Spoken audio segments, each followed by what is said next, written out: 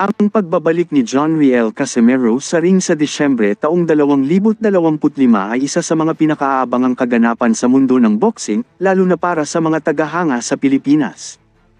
Matapos ang ilang isyu at pagkaantala, inaasahang muling ipapakita ni Cuadro Alas ang kanyang bagsik at talento.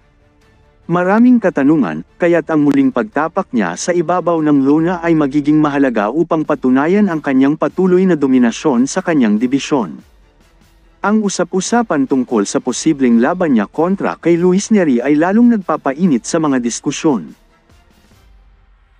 Si Nery, isang dating world champion, ay kilala sa kanyang agresibong estilo at malakas na suntok, na tiyak na magbibigay ng isang magandang laban kung matutuloy.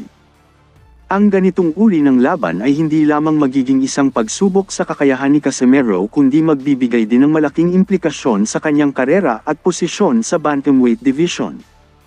Maraming eksperto at tagahanga ang naniniwala na ang laban na ito ay magiging isang Fight of the Year contender dahil sa parehong estilo ng dalawang boksingero.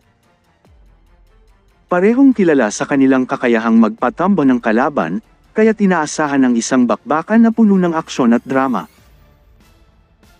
Ang paghahanda ni Casimero para sa laban na ito ay inaasahang magiging masinsinan, sa ilalim ng kanyang koponan at mga tagapagsanay. Mahalaga na maibalik niya ang kanyang porma at kondisyon upang makaharap ang isang kalaban na tulad ni Nery. Ang kanyang disiplina at dedikasyon sa pagsasanay ay magiging kritikal sa pagkamit ng tagumpay sa kanyang pagbabalik. Sa huli, ang pagbabalik ni Casimero sa Disyembre taong 2025, lalo na kung matutuloy ang laban kontra kay Luis Nery, ay isang kaganapan na hindi dapat palampasin ng sinumang tagahanga ng boxing.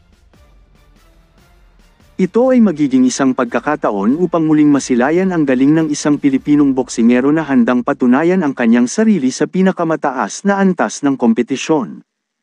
Ang buong mundo ng boxing ay nakatutok sa kanyang pagbabalik.